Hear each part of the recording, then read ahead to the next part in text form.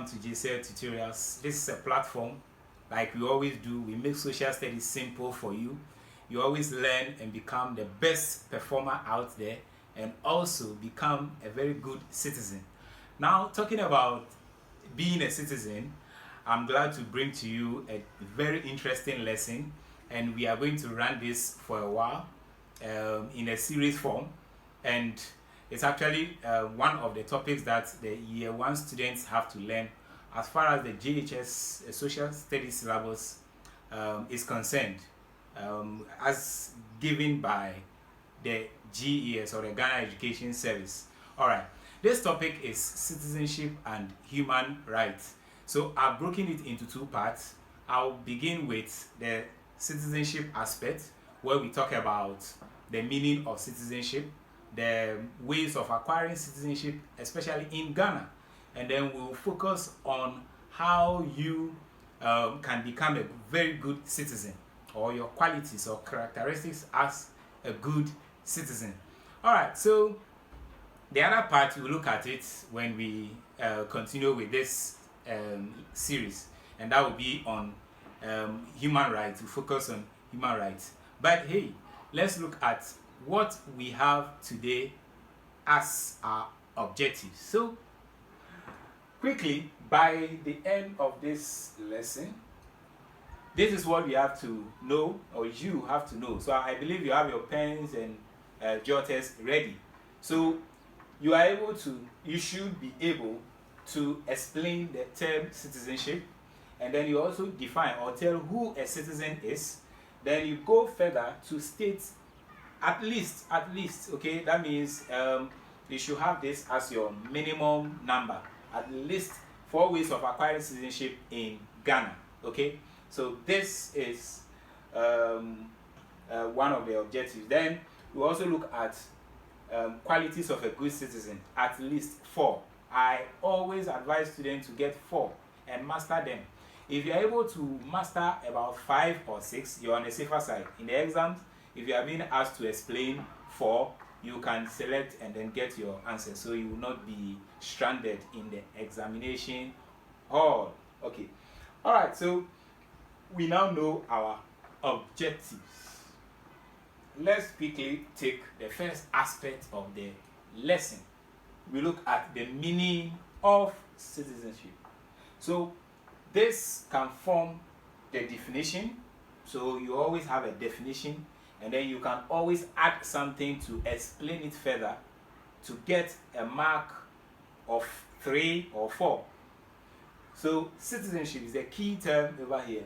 So citizenship means a legal status, and take note of the technical words or the key words in the definition or the explanation. So a legal status, that means that your status must be backed by law, okay, to prove that you are a member of a particular country. It must be backed by law. So I am sure most of you have heard about the national identification card and all those things. There are certain things they will require from you. They will want to see them and evidently can prove that yes, you are indeed a citizen of Ghana or of another country. Alright, so membership means membership, a legal status of membership of a country, or a legal status of belonging to a particular country. So you can choose this part or choose this part and then add this. So in case you are being asked to explain, anyone who does not hold this status is considered as an alien or a foreigner. Anyone is considered as an alien or a foreigner. Okay, so now, who then is a citizen? If you know citizenship, who then is a citizen? So we have gotten to the part where you have to, what is citizenship? Who is a citizen? You have to answer them. This is what you do. You pick the same ideas you have already stated in the meaning of citizenship, and then you bring it here, and then you now personalize it. You make it or referring to an individual or a person. So a citizen is therefore, or citizen is a person who holds a legal status of membership of a country or of a particular country. Okay, so, or a citizen is someone who holds a legal status of belonging to a particular country, a person or someone. You can use any of them.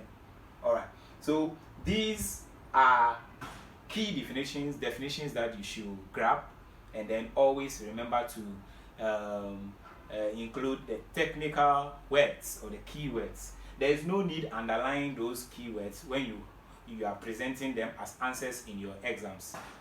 When they see it, they know, because the marking scheme that the examiner is using will actually emphasize on the fact that students should use the key or the technical words. So note this, that an example of a non-citizen, which we can describe as an alien or a foreigner, is a refugee. So these people seek refuge.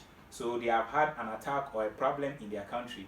So they are trying to enter another country and then be safe over there on that foreign land or new land. So these people can be classified as non-citizens, okay? Because they don't hold the legal status. There is no law backing their membership as people of this country, okay? All right.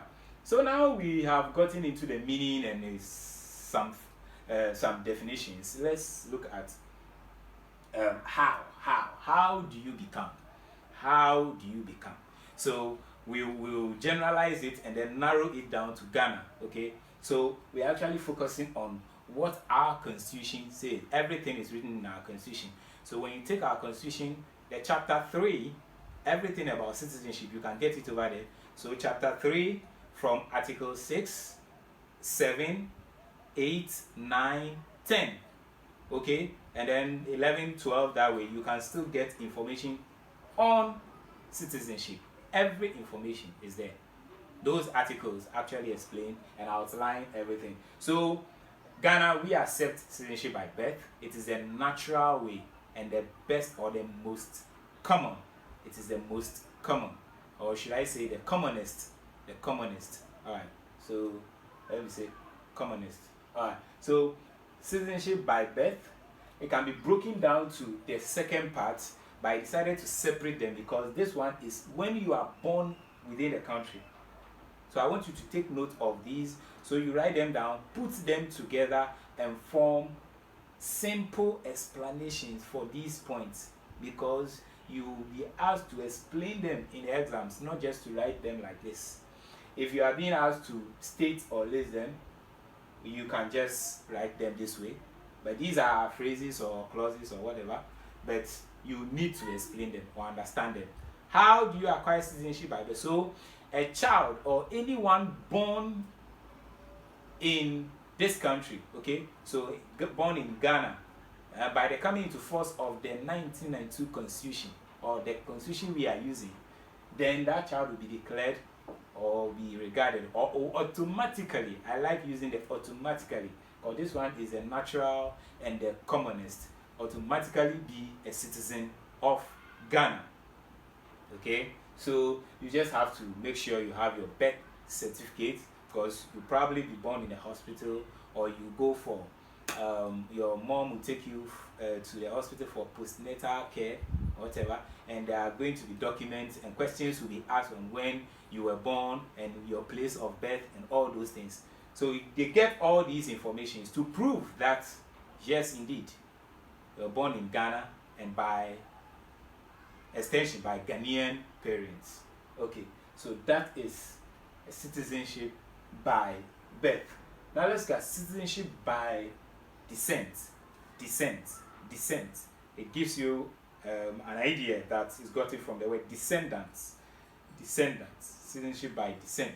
So what is descent telling us or saying? So with citizenship by descent, we are looking at blood relation.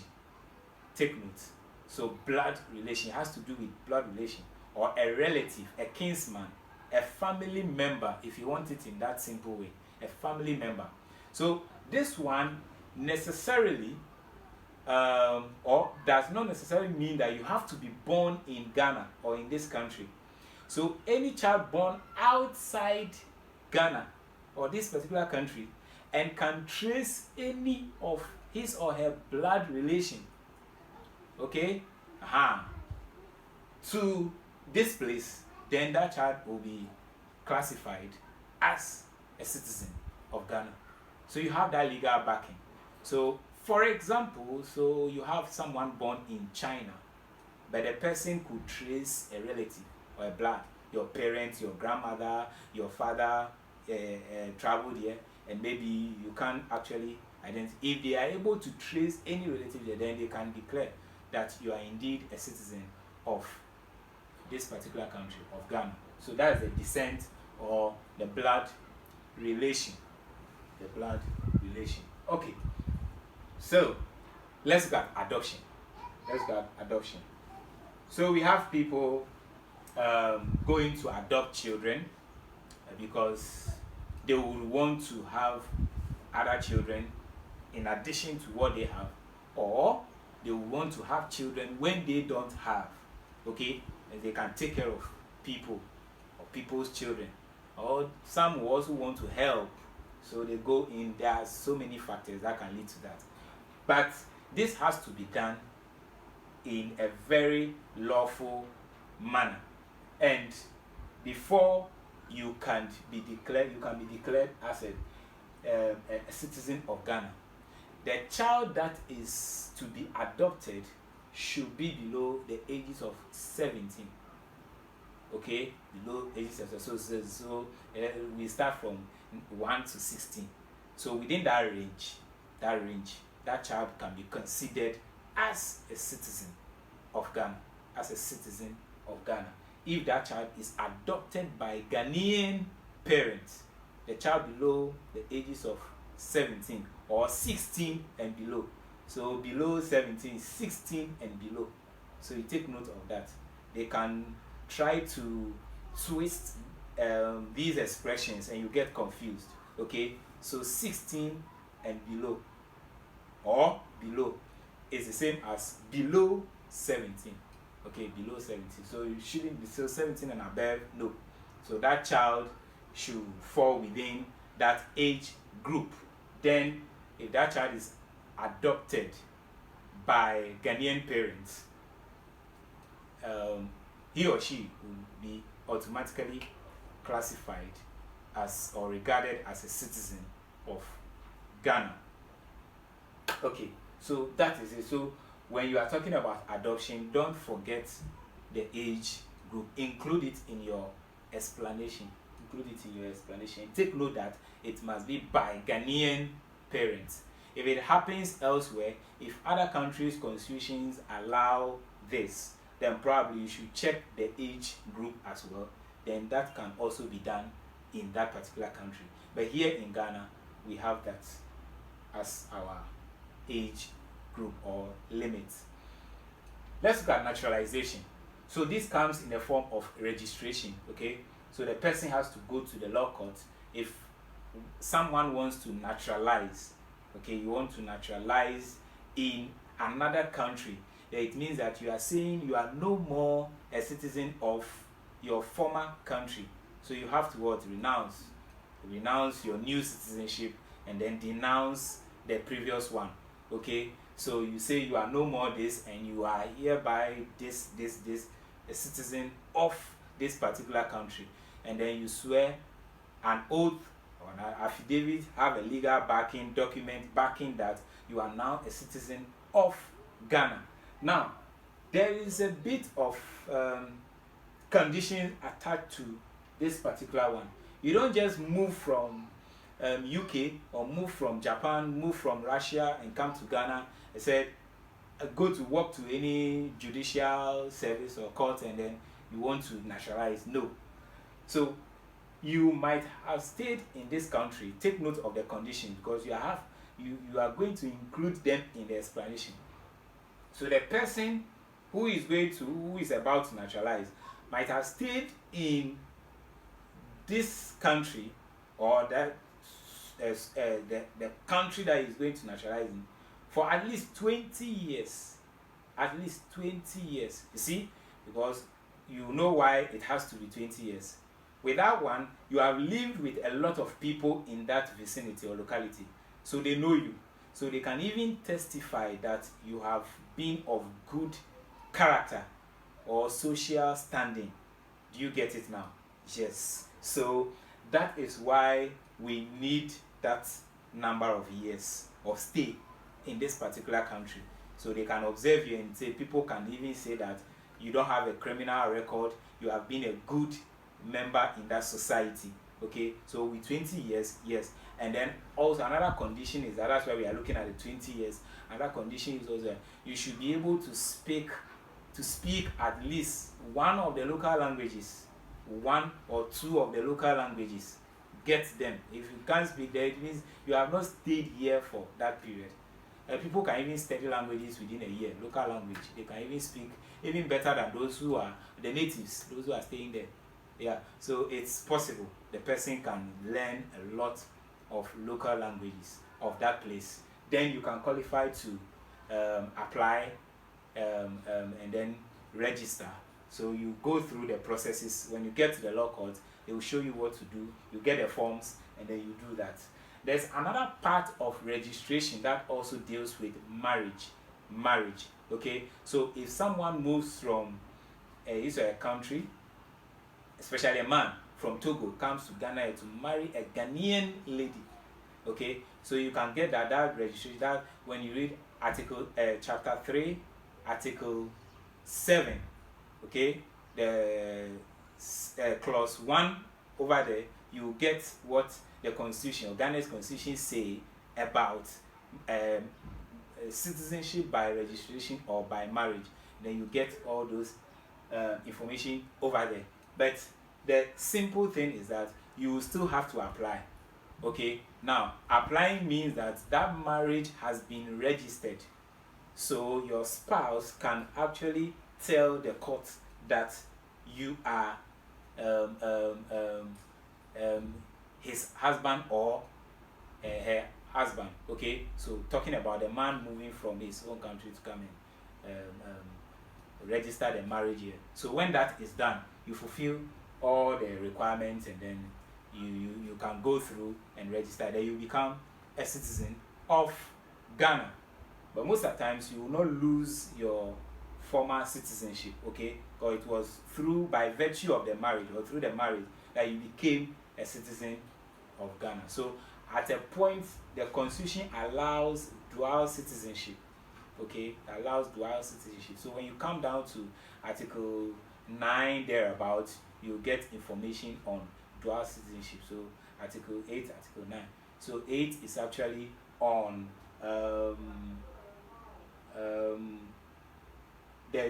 we'll get to that part. So then we get to that article. So alright. Now, so that's about naturalization. And then I've just tried to fuse, that would be another one. I've just tried to fuse the citizenship by registration or by marriage in it. So take note of that one too. It's very essential. Okay, so honorary conferment. Honorary conferment. This one is also important. This one can also allow dual citizenship.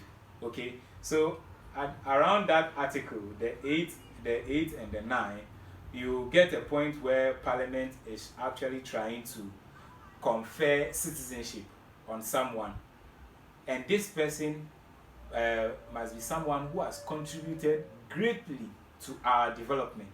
Take note of that. The person has contributed greatly to our development, the country's development, and the nation sees him as somebody who has a good mind towards our development and will always be there to help. So they decide to confer, so give citizenship, and by endorsing it and approving it, they do everything in Parliament, and then approval will be made and citizenship will be conferred on that particular individual. So a typical example was the one that Dr. Kwame Nkrumah did to W.E.B. Du Bois. Okay, so Du Bois was a Pan-Africanist, and you know, Nkrumah himself was a very key member, instrumental member. You could even say those who spearheaded or started this Pan-African movement, where they were doing great things to bring Africa together. And so all those black Americans that came and then helped him or saw what he wanted to build or achieve, and they also dived into it and tried to support him. He recognized them and saw them as good citizens, helping the cause to achieve African unity.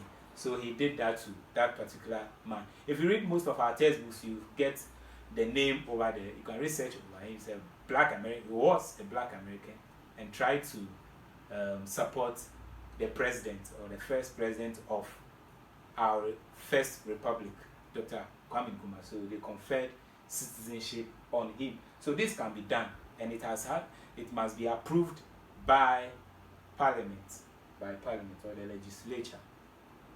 Now we have this key one, very, very important. Very, very important. So the sixth one, citizenship by presumption. To presume, or by foundling, not fondly. So most of the titles today, when they are writing, because they are very familiar with the word fondling, they try to omit the "you" and then bring it. You get it wrong. All right. So remember, it's to found. Now this is what happens. So foundling is actually a term used to describe a child that the parents are not known, and the child is actually stranded somewhere, and they now find that child. Okay? When this happens, they have to presume that that child, okay, is a citizen by birth. It's a citizen by birth of that particular land or country. Now, let's come to our constitution. So, generally, and then talking about Ghana's constitution, we look at a certain age limit. So it shouldn't be 7 and above. So below 7 years, if any child is found below 7 years, okay, that's 6 to 0, then that child, and the parents cannot be traced or the parents are not known, then that child will be automatically presumed. We presume that yes, the person was born here, because having a baby, a child around that age should tell you that yes, that person was actually born here. So because they look at that age limit, they presume that that child that has been discovered somewhere will be classified or regarded as a citizen of Ghana, or any other judgment will be made concerning that. But this is the basic thing we have to look at. So these are some of the ways of acquiring citizenship. I hope you've been able to capture most of the key things that we have said with regards to these points: by birth, by descent, by adoption, by naturalization, then by honorary conferment, and presumption or foundling. Okay, good. All right, so if we have that, then let's see who is a good citizen. Who is a good citizen? You have to be a good citizen. So you see, social studies, the main aim is citizenship education. Okay, so to make you become a very good citizen. Now, who is this person? So this subject teaches you a lot. So when you go out of school, after obtaining your A's, which I'm wishing for you, you still have to be, one, loyal to your country. So a good citizen should be loyal to his or her country. So this is where the patriotism comes from, the patriotic spirit. So being patriotic, love your country. Okay, you should be there for your country always. Get this point, put them together, and then have a brief explanation for this particular point. Be there for the country, always be there to serve, and then show love for the country. Yes. Then we have point 2. A good citizen must be law abiding. Must be law abiding. You see? So you have laws in your communities, there are bylaws, small. Then we have the main law. Okay? Statutory law, constitution, the big one.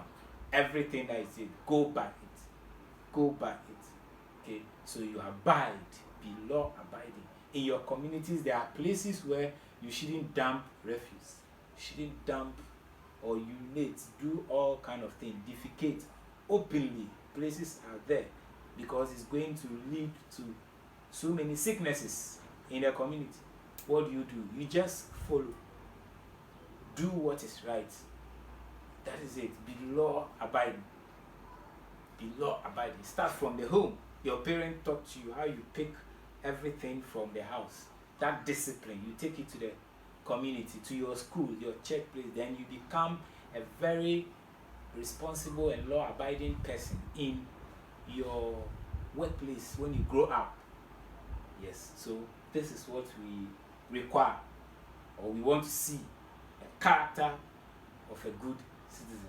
Point 3, every good citizen must report saboteurs. So as you are obeying the law, don't be like, okay, I'm law abiding, whatever someone does not count. If you realize that somebody is doing something in the community that is not in line with the law, the basic laws of the land, what do? You report them.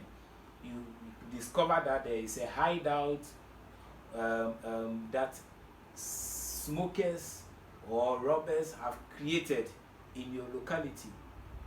Don't go there and use your power. Just find a way. Report them to the police. Report them to the police. If the police come around and then they need an information from you, give those information. If you have them, give them to them. Give the information. Help them in their investigation so that they can be able to terminate every ill in the society, every unlawfulness in the society. So all these things have to be part of our character as good citizens. All right. Now we also talk about point 4. A good citizen must pay taxes regularly. Payment of taxes. If you are a worker. So most of you there are not working yet. Yes, but when you are going to tell or educate your parents, because you have learned from this channel, from here, you have to go spread the news, because you also grow up and start working. Don't evade tax. Don't run away from paying taxes, because the taxes are going to be used to develop the country. The provision of schools, the construction of roads, bridges, or provision of health care centers, hospitals and clinics. All these things they use the taxes for them. So you just pay. You pay the tax. If you continue to pay, yes, I know people say they pay the taxes, but you don't see what government uses the taxes for. Well, that is true, but you see, you have to play your part.